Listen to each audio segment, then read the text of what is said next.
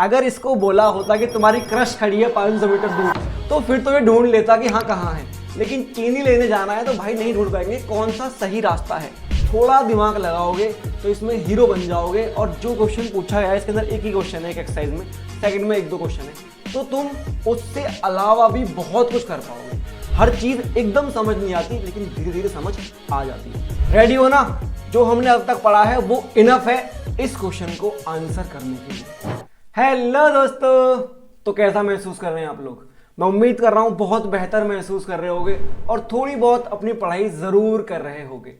सब जानते हैं आपकी 9th क्लास की न्यू एनसीईआरटी आ चुकी है और हमने तो पहले ओल्ड एनसीईआरटी का फर्स्ट चैप्टर कर लिया था, लेकिन अब नई आ गई है तो ऑब्वियसली नई के अकॉर्डिंग चलना पड़ेगा। और आज हम फर्स्ट चैप्टर लेके आपके सामने आ चुके हैं। नाम क्या है फर्स्ट चैप्टर का? Orienting yourself the use of coordinates, मतलब कोऑर्डिनेट ज्योमेट्री की बात है। और नाम एक बहुत फैंसी सा दिया है, काफी मजेदार नाम लग रहा है सुनने में। और ये चैप्टर भी बहुत मजेदार, बहुत प्रैक्टिकल है। इसको तुम बिल्कुल रटने की कोशिश मत कर लेना कि एक्सरसाइज देखी आंसर रट लिए, क्योंकि भाई 9th है तो स्कूल टीचर ही पेपर बनाएगा और एक्सरसाइज में से बनाएगा। तो ये कोशिश बिल्कुल मत करना कि वही कर लो, क्योंकि ये चैप्टर पहले 10th में हुआ करता था और अब तुम्हारे सामने आया है। तो एकदम प्रैक्टिकल चैप्टर है ये। थोड़ा दिमाग लगाओगे तो इसमें हीरो बन जाओगे। और जो क्वेश्चन पूछा गया है इसके अंदर एक ही क्वेश्चन है एक एक्सरसाइज में, सेकंड में 1-2 क्वेश्चन है, तो तुम उससे अलावा भी बहुत कुछ कर पाओगे। इधर उधर की बात अब मैं बंद कर देता हूं, सीधा मुद्दे पे आ जाता हूं। ठीक है भाई, आओ मुद्दे पे लौट चलते क्या मुद्दा शुरू करते हैं।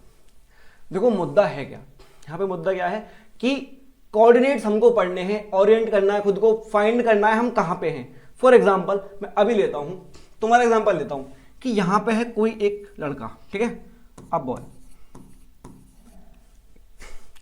इस बॉय को इसके पापा ने बोला जाओ भाई और तुम 1 किलो चीनी लेके आओ। ठीक है, सिंपल सा एग्जांपल, ये तो सभी करते होंगे, 1 किलो 2 किलो 5 किलो चीनी लेने हर लड़का गया है, तो ये भी गया 1 किलो चीनी लेने।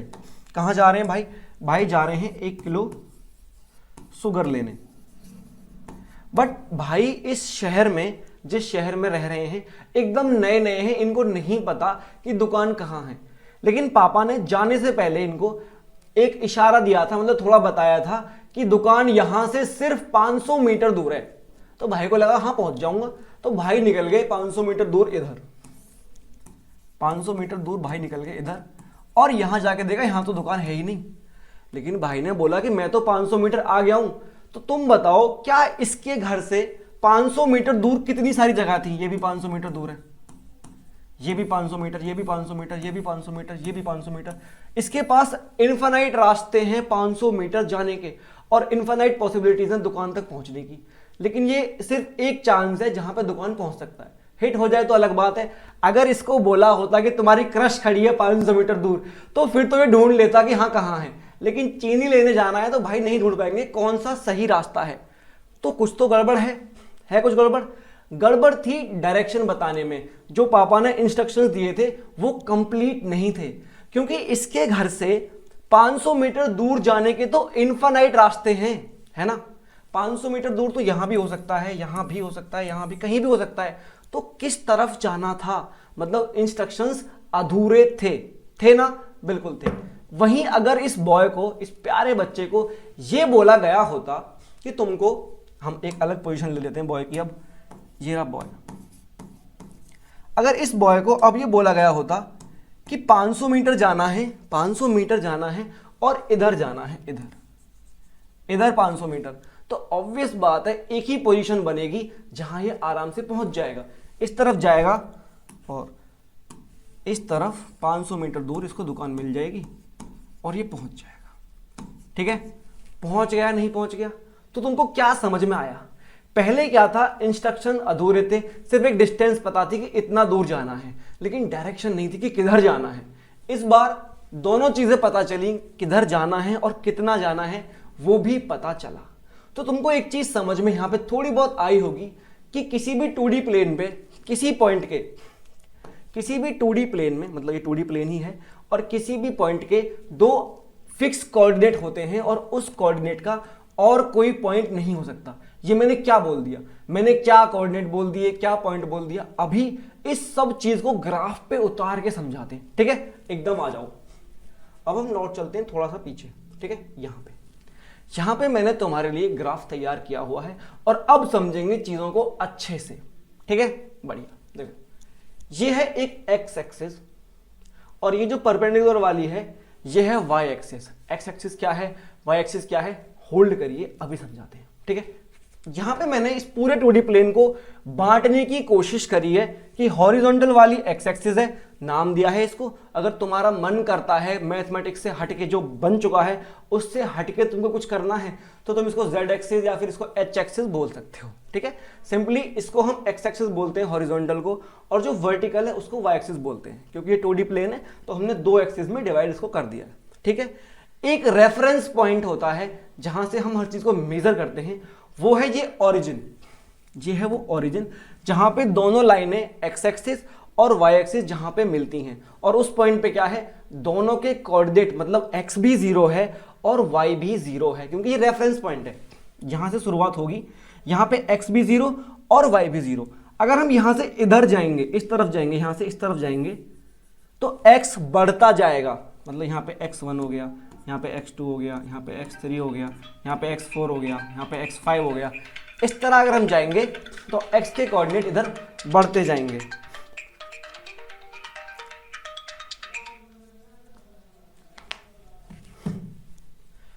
ठीक है, ऐसे ऐसे हम आगे बढ़े तो x के कोऑर्डिनेट बढ़ते जाएंगे आगे, ठीक है। और अगर हम इस पोजीशन से लेफ्ट की तरफ चलते हैं तो x के कोऑर्डिनेट नेगेटिव में होते चले जाएंगे, -1, -2, -3, -4 और -5। समझ में आ रहा है, बिल्कुल नॉर्मल सी बात है। बीच में एक पॉइंट माना जहां पे एक्स एक्सिस और वाई एक्सिस दोनों टकरा रही हैं, उसको मैंने बोला 0 0, मतलब एक्स भी 0 और वाई भी 0। उस पॉइंट से अगर हम राइट साइड में चले तो x की वैल्यू बढ़ती जा रही, 1 2 3 4 5 6, और इस पूरे पे y हर जगह 0 ही है।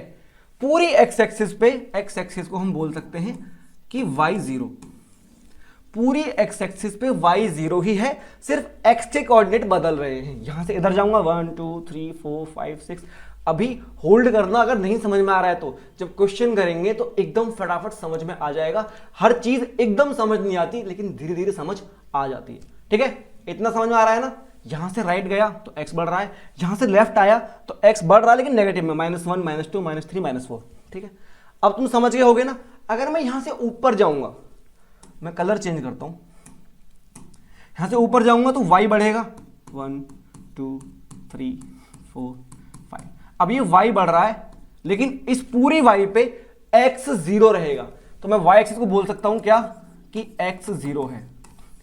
पूरी y एक्सिस पे x 0 रहेगा और पूरी x एक्सिस पे y 0 रहेगा, ठीक है। और y एक्सिस में ऊपर जाऊंगा तो y बढ़ता जाएगा, और y एक्सिस में नीचे आऊंगा तो वही सिंपल बात है, y नेगेटिव में चलता जाएगा, ठीक है। क्लियर, कोई दिक्कत नहीं है, यहां तक कोई भी दिक्कत नहीं है। अब मैं कुछ पॉइंट्स इस ये जो 2D प्लेन बनाया है, कार्टेशियन प्लेन बनाया है, इस पे पॉइंट रखूंगा और तुमसे उसके कोऑर्डिनेट्स पूछूंगा। कोऑर्डिनेट का मतलब क्या है कि वो जो पॉइंट है वहां पे x कितना है और y कितना है। अभी तुम समझोगे ध्यान से। मैं एक और बार कलर बदल के चलो, ठीक है। मैंने यहां पे ये पॉइंट रख दिया, ये पॉइंट दिख रहा है, बिल्कुल दिख रहा होगा। अब मैं तुमसे पूछता हूं कि इस पॉइंट के कोऑर्डिनेट्स क्या हैं, मतलब इस पॉइंट पे x कितना है और इस पॉइंट पे y कितना है। ध्यान से देखो, ये पॉइंट y एक्सिस के ऊपर है तो y एक्सिस पे तो x 0 होता है हर जगह, तो इस पे x तो 0 है। ऐसे लिखते हैं कोऑर्डिनेट, हम पहले x लिखेंगे, ब्रैकेट बनाएंगे, पहले x फिर कॉमा फिर y। तो किसी भी पॉइंट के कोऑर्डिनेट हम ऐसे लिखते हैं, x, y, ठीक है। तो इस पे x तो 0 है और y कितना है, y तो 3 है, जहां पे पॉइंट है y 3 है और 3, तो इस पॉइंट के कोऑर्डिनेट हो गए 0, 3, ठीक। मतलब x 0 है और y 3 है। समझ में आया, इजी है, आराम से समझ में आ गया होगा। और पॉइंट प्लॉट करते हैं तो अच्छे से समझ में आएगा। अब मैं यहां पे आ गया, तो मुझे ये वाला पॉइंट के कोऑर्डिनेट बताओ। पहले x लिखते हैं फिर y लिखते हैं। तो यहां पे क्या है, x कितना है, x तो 5 है ना, 5 है ये रहा, तो x हो गया 5 और y हो गया 0, क्योंकि x एक्सिस पे y तो 0 होता है, ठीक है।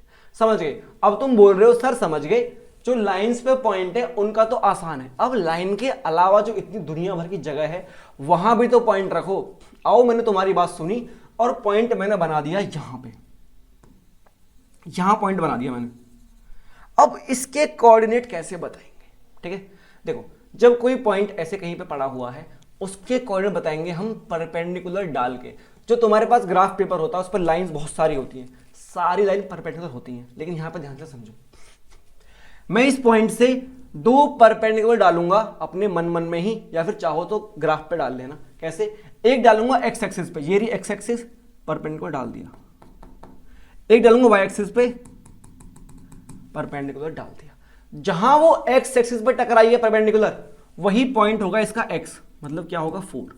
एक्स 4 पे आया है तो एक्स होगा 4, और वाई पे कहां है? वाई है 2, तो एक्स 4 वाई 2। आई बात समझ में या नहीं? तुमको बहुत सारी वीडियोस मिल जाएंगी जहां पे फटाफट एक्सरसाइज करवा दी गई है, लेकिन डिटेल में पहले तुम कोऑर्डिनेट्स को समझो तो सही। मानता हूं कि क्वेश्चन ऐसे डिटेल में नहीं है, लेकिन समझो यार, आगे क्या पता आगे काम आए, हर जगह काम आएगी चीज। एक बार समझ के छुट्टी करो।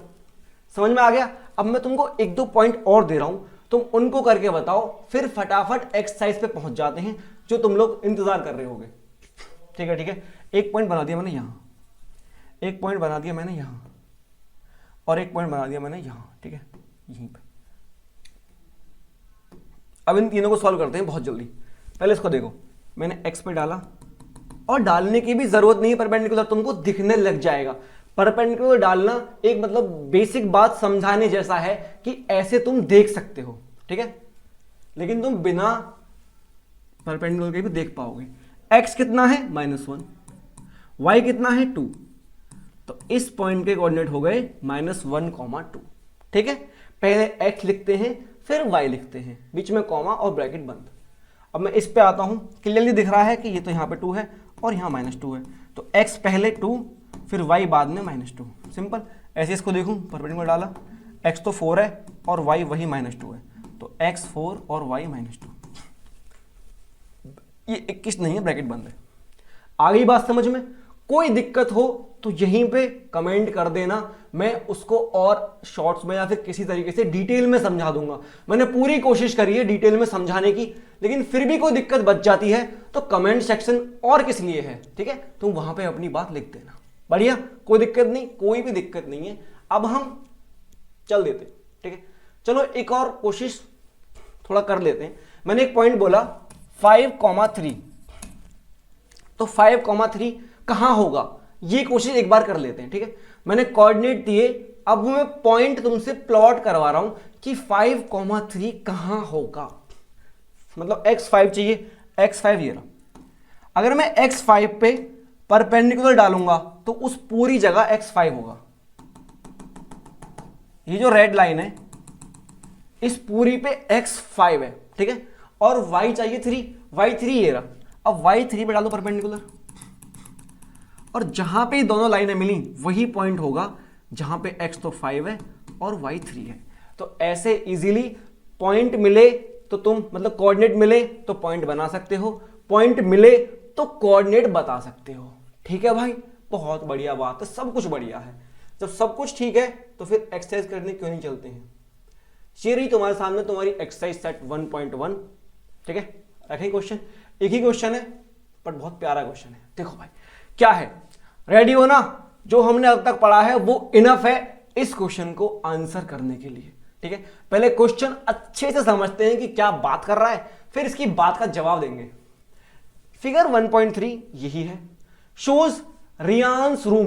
ये जो फिगर 1.3 है, रियान एक कोई जेंजी बच्चा है तुम्हारी तरह, उसका रूम है ये। ठीक है, क्या मस्त रूम है बच्चे का। पॉइंट OABC कहां पे है? OABC मतलब रूम के चारों कोने हैं। मार्किंग इट्स कॉर्नर मतलब OABC जो पॉइंट है वो रूम के चारों कोने हैं। बढ़िया बात है। The X and Y axis are marked in the figure. ये रही एक्स एक्सिस मतलब ये एक्स एक्सिस है और ये वाई एक्सिस है, ऐसा बोला है। और O इज द ओरिजिन, ये रहा O पॉइंट, O ओरिजिन है। ध्यान से समझो, ये जो हमको फिगर बना के दी है वो ये इधर हिस्सा है सिर्फ, ये एक्स एक्सिस और ये वाई एक्सिस, और यहां पे रूम बनाया हुआ है, ठीक है, बात समझ में आ रही है ना। ये वाला पॉइंट ओरिजिन है, ओ ए बी सी, ऐसे यहां पे वो रूम हमको बना के दिया हुआ है इस अपर पार्ट में, ठीक है। अब उसकी बातें जो भी होंगी वो उसकी बातें हम सुनेंगे भाई, ठीक है। ये सब बातें इसने बोल दी। अब हम पहला एक काम कर लेते हैं, ये कुछ भी क्वेश्चन हमसे पूछे उससे पहले मैं तुमसे कुछ क्वेश्चंस पूछ लेता हूं। पूछ सकता हूं ना? सबने बोला है हाँ पूछ सकते हो। देखो जो जो यहां पे पॉइंट बने हुए हैं ना, हम उनके कोऑर्डिनेट खुद से लिखने की कोशिश करते हैं कि हमको कुछ समझ में आया या नहीं, क्योंकि तुमको ऐसी बहुत वीडियोस मिल जाएंगी जहां पे फटाफट क्वेश्चन आंसर हो गए हैं। वो मत करो, पहले समझ लो। आओ देखो, ये रहा W1। W1 ठीक दिख रहा है ना? मैं एक बार देख लेता हूं कि मस्त दिख रहा है। हाँ बढ़िया दिख रहा है, ठीक है। तो W1 जो पॉइंट है इसके कोऑर्डिनेट क्या होंगे? W1 पॉइंट के कोऑर्डिनेट्स क्या हैं जरा तुम बताओ। बता रहे हो? बहुत बढ़िया बात है, यहां बता देता हूं मैं क्या है। देखो ध्यान से, ये एक्स एक्सिस है, एक्स कितना है 3, और एक्स एक्सिस वाई तो 0 होता है, तो 3,0 हो गए इसके कोऑर्डिनेट। बढ़िया, बेहतर। अब W2 के बताओ। W2 पे x कितना है 7, और x एक्सिस पे ही है तो y हो गया 0। ऐसे ही तुम D1 के बता दोगे 8,0, ऐसे R1 के लिखे हुए हैं, ऐसे B के भी लिखे हुए हैं, C के लिखे हुए हैं। S3 के बताओ, इस S3 के कोऑर्डिनेट बताओ मुझे। तो ध्यान से देखना, ध्यान से देखना, ये जो लाइन आ रही है S2, यहां से यहां से यहां से बिल्कुल बीचों बीच आएगी ये। अगर इस लाइन को मैं नीचे पूरा लेके आऊं तो यहां बिल्कुल 6 और 7 के बिल्कुल बीचों बीच आएगी, तो x तो हो गया 6.5, 6.5, और y कितना है? y पे मैंने लाइन डाली है, सीधी जा रही है 8 पे, और y हो गया 8। आ रही है ना बात समझ में? तो खुद की तसल्ली के लिए, खुद को और समझने के लिए तुम बाकी पॉइंट्स के भी कोऑर्डिनेट लिख सकते हो, ठीक है। अब मैं जो इसमें क्वेश्चन पूछा वो करते हैं। ये रियान भाई का कमरा है, रियान बच्चे का कमरा है। कुछ क्वेश्चन इस पे पूछे गए वो हम करते हैं। अब देखो, रेफरिंग टू फिगर 1.3 फिगर जो पीछे थी उसको रेफर करते हुए कुछ क्वेश्चन तुमसे पूछ रही है ये बुक।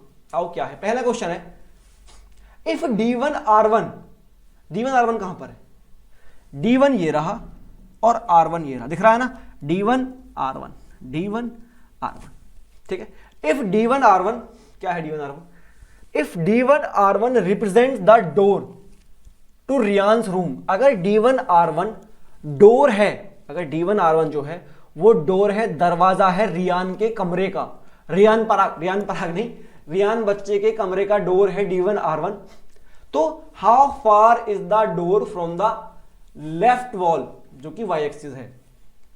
तो ये बोल रहा है जो डोर है वो लेफ्ट वॉल से कितना दूर है। लेफ्ट वॉल क्या है? उसने बोला भी कि लेफ्ट वॉल का मतलब y एक्सिस है, y एक्सिस से इसका कमरा, यहां से मतलब डोर यहां से शुरू है, वो कलर बदलते हैं, D1 R1 ये इसका डोर है, ये गैप भी छोड़ दिया, ठीक है भाई। D1 R1 ये डोर है इसके कमरे का, ये वाला। तो पूछा है कि y एक्सिस से मतलब इस वाली लेफ्ट दीवार से ये कितना दूर है, कितना दूर है, कितना दूर है? क्या तुम बता सकते हो कितना दूर है? क्लियर दिख रहा है हमको, क्लियर दिख रहा है। चलो नेक्स्ट पेज खोल लेते हैं। क्वेश्चन 1 का पार्ट 1, ठीक है। जो D1 है उसके कोऑर्डिनेट्स हैं, क्या हैं? कोऑर्डिनेट्स ऑफ D1 और क्या है भाई? कितना है एक बार देख लेते हैं फिर से। 8,0, क्योंकि ये x 8 है और y 0 है, 8,0। So it's distance from wall, wall का मतलब y एक्सिस था वहां पे, लेफ्ट वॉल विल बी, तो इसकी डिस्टेंस लेफ्ट वॉल से कितनी होगी? अगर ये ओरिजिन से 8 इधर है, उसके कोऑर्डिनेट 8,0 है, तो वो 8 यूनिट ही तो दूर है ना। दोबारा देखो भाई, यहां पे था 0, यहां पे था 0 और यहां पे हो गया 8। y में कुछ चेंज नहीं आया है, y 0 का 0 है। हम आगे जाके पढ़ेंगे अगर ये पॉइंट यहां होता तो कैसे डिस्टेंस निकालते, लेकिन यहां पे डिस्टेंस सरेआम दिख रही है। यहां पे x 0 था, y यहां भी 0, यहां भी 0, y नहीं बदला है। x 0 से 8 हुआ है, मतलब ये 8 यूनिट इधर खिसका है पॉइंट, दिख रहा है ना क्लियर? एक सीधी लाइन में पहले 0 पे था, फिर 8 पे पहुंच गया, तो डिस्टेंस कितनी हुई 8 यूनिट। यहां पे कुछ बोला नहीं है सेंटीमीटर मीटर कुछ भी, तो हम लिख देंगे यूनिट, तो डिस्टेंस विल बी 8 यूनिट्स। अब तुम ये मत बोलना कोई कि किसी के दिमाग में सवाल आए कि डोर तो यहां तक है ना, अब कोई ये बोलने लग जाना कि डोर तो ये पूरा है, तो यहां से डिस्टेंस क्यों नहीं नापी। भाई डोर का सबसे क्लोजेस्ट पॉइंट तो ये है ना, सबसे क्लोजेस्ट पॉइंट ये है, तो यहीं डोर मिल गया, तो डोर 8 यूनिट दूर है। अगर वो बोलता कि डोर का राइट हिस्सा कितना दूर है लेफ्ट वॉल से, तो यहां पे काउंट करते जो कि ये 11.5। समझ में आ रहा है, बढ़िया तरीके से आ रहा होगा, रटने की जरूरत नहीं है। आगे बढ़े और दूसरे क्वेश्चन पे आगे। What are the coordinates of D1, हम तो पहले लिख चुके हैं D1 के कोऑर्डिनेट्स 8,0। भाई कुछ भी नहीं है तू, 8,0 है D1 के कोऑर्डिनेट, बढ़िया, सब फिक्स, बहुत बेहतरीन। आगे बढ़े, क्योंकि अब और कुछ है नहीं आगे बढ़ने के अलावा, तो आगे बढ़ना पड़ेगा हमको।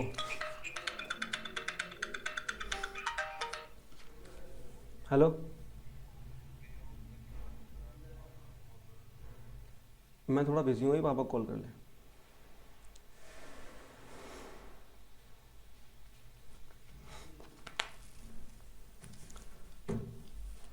तीसरा पार्ट पढ़ते हैं इस क्वेश्चन का, क्या है। If R1 is the point 11.5,0, देखो ध्यान से R1 कहां है, R1 ये रहा, थोड़ा इरेज कर देता हूं इन सबको मैं। अब ध्यान से देखो, R1 पॉइंट ये रहा, ये डोर का राइट हिस्सा है जिसके कोऑर्डिनेट है 11.5,0, मतलब x है 11.5, 11 और 12 के बीच में, और y है 0, ठीक है, जैसा वहां पे दिया भी गया है। If R1 is the point 11.5,0, how wide is the door, तो डोर कितना चौड़ा है। आओ पहले डोर की चौड़ाई देखते हैं। हम पीछे लौटे और यहां पे एक और पेज बनाया, पेज पीछे गए। देखो ये वाला पॉइंट है 8,0, ये पॉइंट है 11.5,0। ध्यान से देखते हैं, हम कर रहे हैं यहां पे third part solve. Coordinates of D1 are 8,0, coordinates of R1 are 11.5,0। ध्यान से बात समझ में आ रही है। जो लेफ्ट पार्ट है गेट का उसके कोऑर्डिनेट्स है 8,0, जो राइट पार्ट है उसके कोऑर्डिनेट्स है 11.5,0। तो डोर कितना चौड़ा है, सिंपल सी बात है। तो विड्थ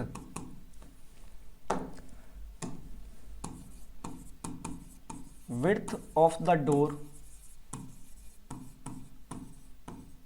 विल बी, क्या होगी, खुद बताओ। देखो जब हम 0 से 8 पे गए थे, यहां तक गए थे, तो हमने बोला था ये 8 यूनिट है, ठीक है, क्योंकि यहां तक गए थे। अब ध्यान से देखो, मैं 8 से 11.5 जा रहा हूं, मैं 8 से 11.5 जा रहा हूं, तो मैं कितना और गया, मैं 11.5 में से 8 माइनस कर देता हूं, मैं पहुंच जाऊंगा, होगा 11.5, 11.5 माइनस 8, और जो कि आएगा 3.5 यूनिट। तो जो डोर है वो 3.5 यूनिट चौड़ा है। दोबारा देखो, मैं 0 से 8 गया था तो बोला 8 यूनिट गया हूं, अब मैं 8 से जा रहा हूं, 8 से 11.5 जा रहा हूं, तो कितना और गया हूंगा, 1 2 3 और 3.5, तो मैं 3.5 यूनिट इधर खिसका हूं। तो मैंने किया कैसे, मैंने बड़े वाले में से छोटा वाला माइनस कर दिया, तो यहां तक की डिस्टेंस मुझे मिल गई, ये जो गैप है, और ये गैप है 3.5 यूनिट का। समझ में आ रहा है। अगर समझ में नहीं आई ये वाली बात तो टाइम मेंशन करके तुम बोल सकते हो, अलग से शॉर्ट्स में समझा दूंगा और डिटेल में, ठीक है। आगे समझ में बिल्कुल आ गई होगी। अब मैं चलता हूं अगले क्वेश्चन पे। अच्छा इसमें और भी कुछ है, आगे बोल रहा है, do you think this is a comfortable width for the room door. ये बोल रहा है क्या तुमको लगता है कि जितना भी चौड़ा डोर है वो कंफर्टेबल है। अब देखो हमें पता नहीं है कि 3.5 सेंटीमीटर है, 3.5 मीटर है, 3.5 फीट है, इंच क्या है, हम अनुमान लगाते हैं कमरे के हिसाब से। वापस लौटते हैं फिगर पे। कमरा देखो, जो कमरा है वो पूरा 12 यूनिट चौड़ा है, और 12 यूनिट ऐसे ना, ऐसे 10 है, तो 12 बाई 10 का कमरा है, और उसके अंदर 3.5 का गेट है, तो कंफर्टेबल लग रहा है। अगर मान लो ये 12 सेंटीमीटर भी है तो 3.5 सेंटीमीटर गेट ठीक है, 12 में से 3.5 का अगर गेट है तो कंफर्टेबल तो है भाई, तो कंफर्टेबल है, आराम से लोग आ जा सकते हैं। तो हम लिख देते हैं कि हाँ भाई कंफर्टेबल लग रहा है। कहाँ है ये रहा, इसी में लिख देते हैं हम yes this is comfortable with for a room store for the door of the room. ठीक है, कमरे के दरवाजे के लिए ये कंफर्टेबल विड्थ है। तुम भी समझ रहे हो इस बात को, कंफर्टेबल है। ठीक है, तो ज्यादा कंफर्टेबल नहीं होते। आगे वाले क्वेश्चन पे चलते हैं। ये रहा, इसमें आगे क्या है? अच्छा, इसमें अभी और भी है। If a person in a wheelchair wants to enter the room will he she be able to do so easily. अगर एक इंसान व्हील चेयर पे आए और इस रूम में घुसना चाहे तो क्या वो आराम से घुस पाएगा? अब तुम खुद समझ के देखो, जरा ध्यान से समझना। जो ये रूम है, रूम की विड्थ है 12। ये मैंने नया अगला क्वेश्चन खोल दिया था। ये रूम 12 यूनिट चौड़ा है, 3.5 यूनिट उसके अंदर गेट है। तो अगर मैं इसको मीटर मान लूं सबको कि 12 मीटर चौड़ा, 3.5 मीटर का गेट, तो कोई व्हील चेयर 3.5 मीटर चौड़ी थोड़ी होती है। व्हील चेयर तो 1 मीटर से भी छोटी होती है चौड़ाई में, तो कंफर्टेबली एंटर कर जाएगा। अगर मैं इसको और छोटा यूनिट मानता हूं, मैं इसको सेंटीमीटर मानता हूं, तो ऑब्वियसली पॉसिबल नहीं है, तो सेंटीमीटर भी पॉसिबल नहीं है। तो मैं इसको अगर मैं मीटर मानूं या फिर फुट भी मानूं कि 12 फुट का रूम है, 3.5 फुट का गेट है, तो 3.5 फुट की भी कोई चेयर, व्हील चेयर इतनी चौड़ी नहीं हो सकती है। व्हील चेयर मैक्सिमम 2 फीट चौड़ी होगी मैक्सिमम। ठीक है, तो व्हील चेयर भी कंफर्टेबली एंटर कर जाएगी इस रूम के अंदर। तुम आराम से ये अनुमान लगा सकते हो। ठीक है, तो वहां पे यस लिख के आगे की बात लिख सकते हो कि हाँ भाई एक पर्सन एंटर कर जाएगा व्हील चेयर में, कोई दिक्कत नहीं है, कोई परेशानी नहीं है, हमको कर जाएगा एंटर। अब एक लास्ट पार्ट बचा है, उस पे चलते हैं। इफ B1 इज 0,1.5, B1 देखते हैं कहां भाई, B1 ये रहा। बोल रहा है कि अगर B1 है 0,1.5, ध्यान दो y एक्सिस पे x 0 होता है, तो x तो 0 है और B1 पॉइंट पे 1 और 2 के बीच में है, तो 1.5y हो गया। ठीक है, अगर B1 इतना है और B2 है 0,4, B2 कहां पर है? B2 ये रहा, x0 और y4। ठीक है, ठीक है भाई। तो फिर आगे क्या बोल रहा है? Represent the ends of the bathroom door. अब ये जो है B1 B2 ये बाथरूम के दरवाजे हैं, दरवाजा का लेफ्ट और राइट कॉर्नर है। Represent the ends of the bathroom door. Is the bathroom door narrower or wider than the rooms door? Room door ये बोल रहा है कि बाथरूम का दरवाजा क्या बड़ा है या छोटा है रूम के दरवाजे से। जो हमारा रूम का दरवाजा था वो 3.5 यूनिट्स का आया था। अब चेक कर लेते हैं जो बाथरूम का दरवाजा है वो कितने यूनिट चौड़ा है। ठीक है, सिंपल सी बात है, यहीं पे कर लेते हैं आगे। फोर्थ पार्ट हम कर रहे हैं। तो जो B1 के कोऑर्डिनेट्स हैं, कोऑर्डिनेट्स ऑफ B1 क्या है? x0 है, y 1.5 है। और दूसरी बात, कोऑर्डिनेट्स ऑफ B2 x0 है, y 4 है। तो क्या होगी? विड्थ ऑफ द डोर क्या होगी? ध्यान से तुम बताओ। देखो y तो x तो चेंज नहीं हो रहा, x 0 है, सिर्फ y चेंज हुआ है। y 1.5 से 4 हो गया, तो डिस्टेंस कैसे निकलेगी? 4 में से माइनस कर दो 1.5, है ना। यहां पे था 0,1.5 और ये हो गया 0,4। तो कितना बढ़ा? 1.5 से 4 गया, तो 4 में से ये माइनस करूंगा, पीछे आ जाऊंगा और आंसर मिलेगा 2.5। तो लिखो rooms door is wider than door of bathroom. Clear है ना? रूम का डोर जो था वो 3.5 यूनिट का था और जो बाथरूम का डोर है वो 2.5 यूनिट का है। तो क्लियरली रूम का डोर बड़ा है, मतलब चौड़ा है बाथरूम के डोर से। तो ये थी तुम्हारी फर्स्ट एक्सरसाइज 1.1। मैं उम्मीद करता हूं हर एक क्वेश्चन तुमको अच्छे से समझ में आ गया होगा, और अगर तुमने समझने की कोशिश करी होगी तो डेफिनेटली तुमको एक दो डाउट्स अलग हटके भी आए होंगे। तो तुम्हारे सारे डाउट्स कमेंट में आने दो, हर एक डाउट के लिए डेडिकेटेड वीडियो शॉर्ट जरूर बन जाएगा। तुम्हें क्लियर करना, तुम्हारी कंफ्यूजन दूर करना ही हमारा मकसद है, ठीक है। अब मिलते हैं अगली वीडियो में एक्सरसाइज 1.2 के साथ। तब तक के लिए अच्छे से समझो इस चैप्टर को, क्योंकि ये चैप्टर रटने वाला नहीं है, बहुत समझने वाला है। धन्यवाद, मिलते हैं अगली वीडियो में।